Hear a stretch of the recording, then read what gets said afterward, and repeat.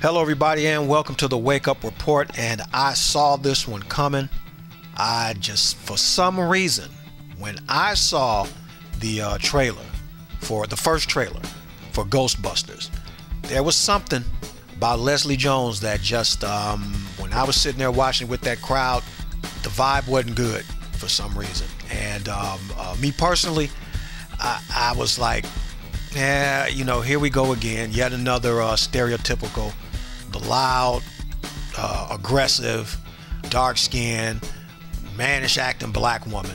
Yet again, more stereotypes. The female Ghostbusters, I really didn't care about that. You want to do females, nothing wrong with a group of female Ghostbusters this time around, but it's like, yet again, instead of maybe doing a breakout role for a black woman, because I guess it had to be a black woman to replace Ernie Hudson's character, you go the stereotypical route, man. And it's basically, all the white girls are scientists or engineers or something like that, and the black chick is working in the subway and just hood, ghetto, and all kind of stuff like that. And that was about it for me, but I figured, hey, man, Leslie Jones is the new Ghostbuster, and hey, get used to it. That's the way it's going to be.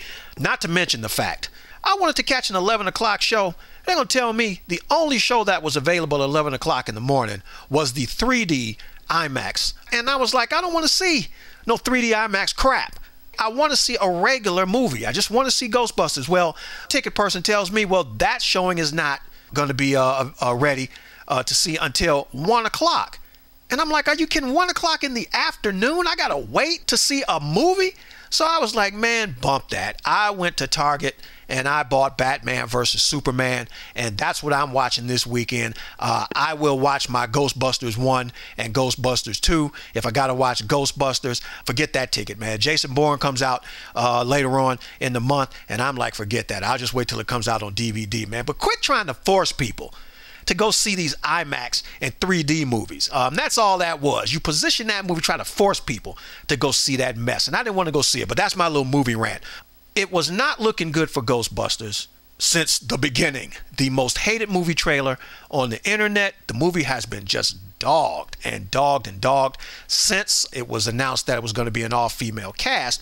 Which, come on, Kristen Wiig and Melissa McCarthy, Leslie Jones, and I always forget the other guy. I just know her as Hillary Clinton because she does like the best Hillary Clinton. So it was a good mix-up of people. And hey, wasn't too happy though about Dan Aykroyd and Bill Murray being in the movie, not playing Ghostbusters. I guess they're playing characters, but they're not the Ghostbusters. Ernie Hudson, Sigourney Weaver. So this was just kind of a disaster in the making, man. Not to mention the fact that Sony is in charge of this fiasco, and Sony, the ones that pretty much ruined Spider-Man so bad that they had to give it to Marvel in order to rescue Spider-Man. You guys may want to do the same thing with the Ghostbusters because it ain't looking too good for that sequel.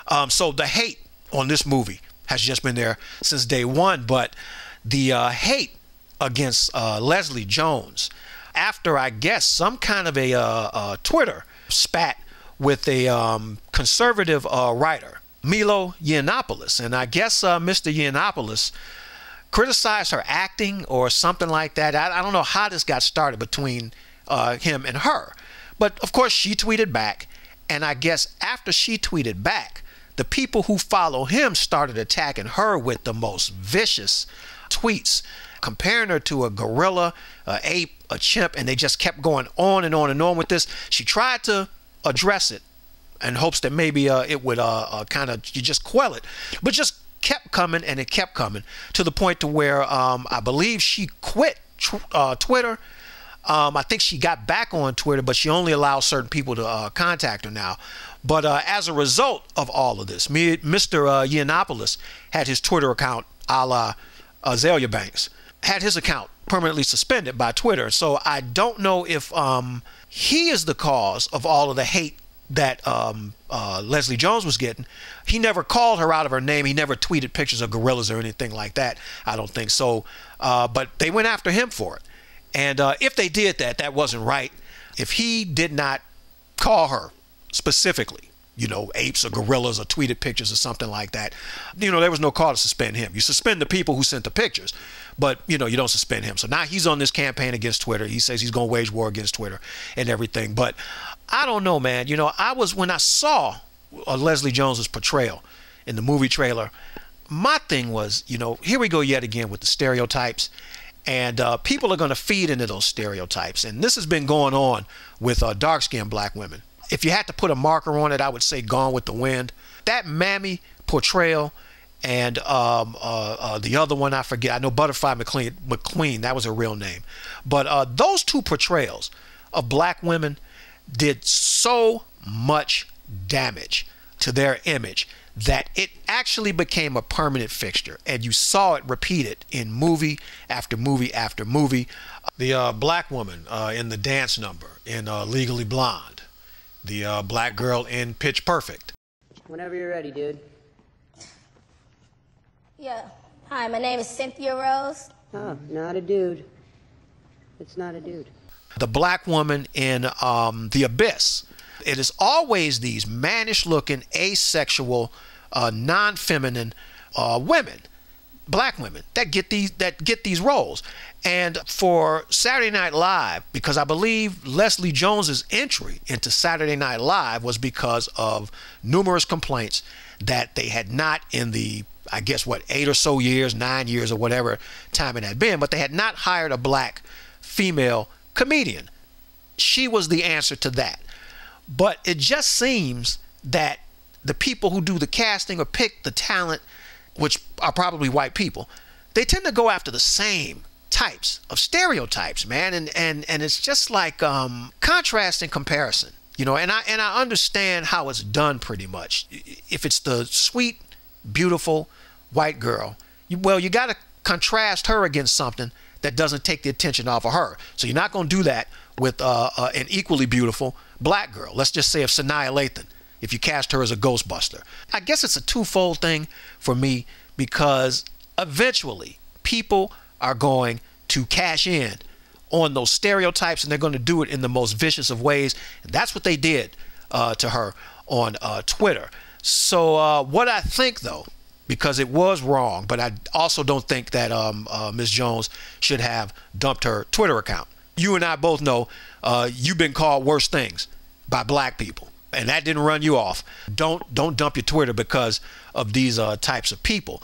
But what I think is that for Saturday Night Live, because Dan Aykroyd has come out in support of her, and other people have, Saturday Night Live, the cast of Saturday Night Live, the crew, the writers, the producers, whoever does the hiring, all of them should appear on that show, and they should address this, and they should show some type of solidarity towards her in regards to this matter, in regards to just hate in general, hate speech in general.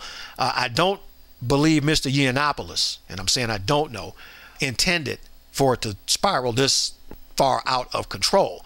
There are only two things.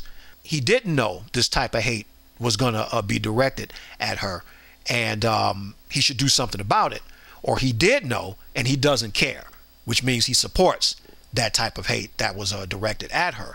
It's an ugly situation, man, and I think that the combination of just the never-ending stereotype of black women as loud, mannish, aggressive, overly assertive, asexual, you don't know if they're men or they're women, all of that stuff, in my opinion, came to a head with Miss Jones and Ghostbusters, and her positioning in Ghostbusters against the rest of the girls, man. I think the same, I've never watched Scandal, but the same thing was levied against Scandal, as that character was more or less the Negro bedwench, the white man's concubine, the sapphire, and all that stuff attributed to black women when it comes to their image and their positioning. It has gotten a lot better, and I think we all know that, but by way of those tweets, it definitely lets us know that we got a long way to go, especially in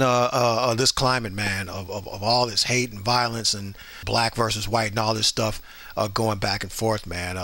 Hey, we got to have that open and honest discussion about race, about stereotypes, about who's responsible, who continues to perpetuate this stuff. If we don't, it's just a never-ending cycle, and it's never going to stop. But hey, Ms. Jones, all I can say is, hey, let the haters hate. You keep stepping. And hey, success is always the best revenge. This is KTM and the Wake Up Report saying, think a little bit. It will do wonders for you.